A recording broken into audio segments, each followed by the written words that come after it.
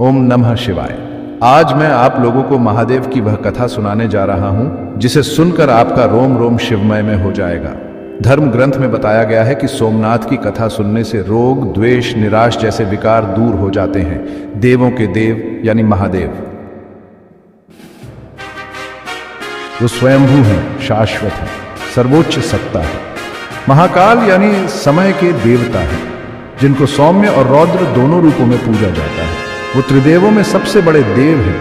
वो अविनाशी हैं। जिसने स्वयंभू शिव को समझ लिया, समझो उसका बेड़ा पार हो गया। जी हाँ, हम बात कर रहे हैं सौराष्ट्र के सोमनाथ मंदिर का। गुजरात के सौराष्ट्र क्षेत्र के वेरावल बंदरगाह पास स्थित सोमनाथ ज्योतिर्लिंग की महिमा अपार है। इसकी महिमा महाभारत, श्रीमद् भागवत, स्कंद पुराण और ऋग्वेद में बताई गई है। गुजरात में स्थित सोमनाथ मंदिर देश के 12 ज्योतिर्लिंगों में से एक है। मान्यता है कि इस मंदिर की स्थापना चंद्रदेव ने कई देवताओं के साथ मिलकर की थी। शास्त्रों के अनुसार इस मंदिर में भगवान शिव के दर्शन मात्र से ही सारे पाप नष्ट हो जाते हैं और मनोकामना पूरी होती है। शिव पुराण के अनुसार सोमनाथ ज्योतिर्लिंग भगवान शिव का प्रथम ज्योतिर्लिंग है। पुराणों में सोमनाथ ज्योतिर्लिंग की स्थापना से संबंधित कथा इस प्रकार है। जब प्रजापति दक्ष ने अपनी सभी 27 पुत्रियों का विवाह चंद्रमा के साथ कर दिया तो वे बहुत प्रसन्न हुए।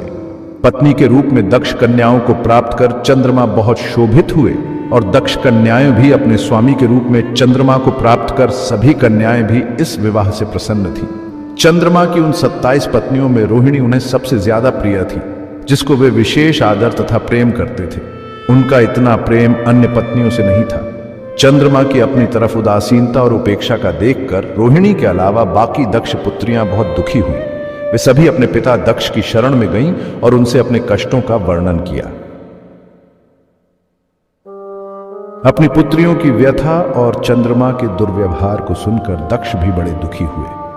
उन्होंने चंद्रमा से भेंट की और शांतिपूर्वक कहा, कलानिधे, तुमने निर्मल व पवित्र कुल में जन्म लिया है, फिर भी तुम अपनी पत्नियों के साथ भेदभावपूर्ण व्यवहार करते हो। तुम्हारे आश्रय में रहने वाली जितनी भी स्त्रियां हैं, उनके प्रति तुम्हारे मन में प्रेम कम और अधिक ऐसा सौतेला व्यवहार क्यों है? तुम किसी को अधिक प्यार करते हो और किसी को कम प्यार देते हो, ऐसा क्यों करते हो? अब तक जो व्यवहार किया है वह ठीक नहीं है, फिर अब आगे ऐसा दुर्व्यवहार तुम्हें नहीं करना चाहिए।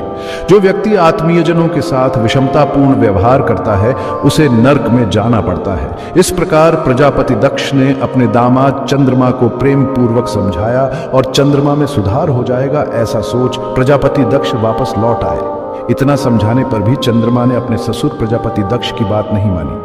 रोहिणी के प्रति अतिशय आसक्ति के कारण उन्होंने अपने कर्तव्य की अवहेलना की तथा अपनी अन्य पत्नियों का कुछ भी ख्याल नहीं रखा और उन सभी से उदासीन रहे।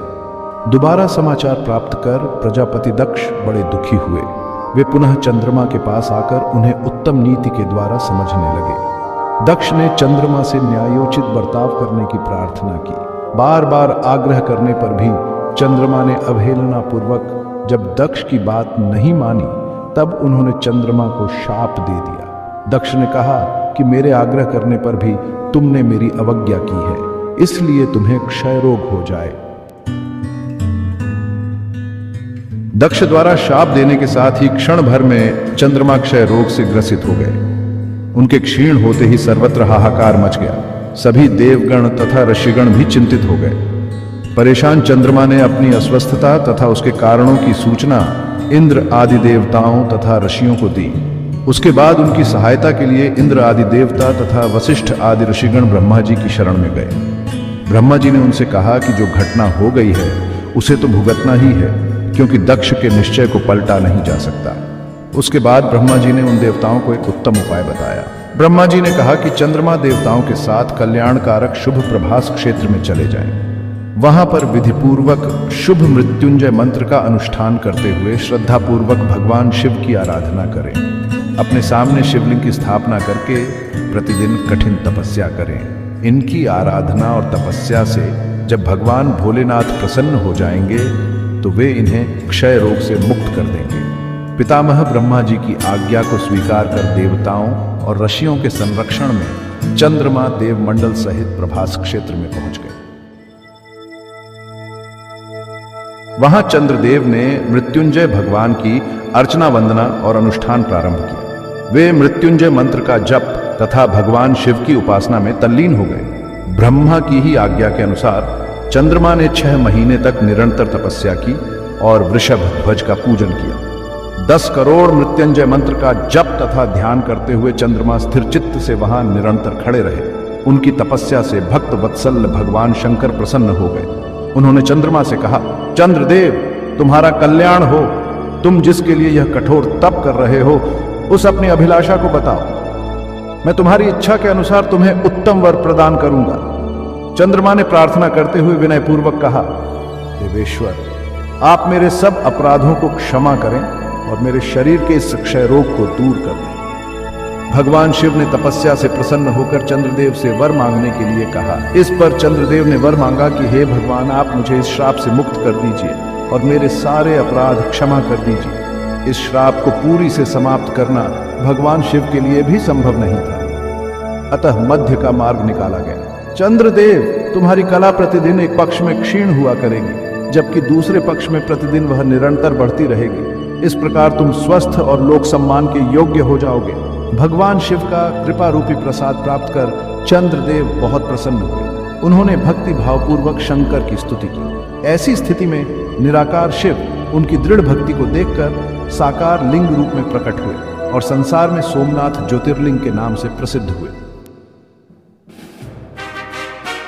समुद्र तट पर स्थित सोमनाथ ज्योतिर्लिंग के बारे में मान्यता है कि यहाँ पर विधि विधान से भगवान शिव का पूजन, रुद्राभिषेक आदि करने पर शिव भक्त के सभी संकट और पाप दूर हो जाते हैं और पुण्य फल की प्राप्ति होती है।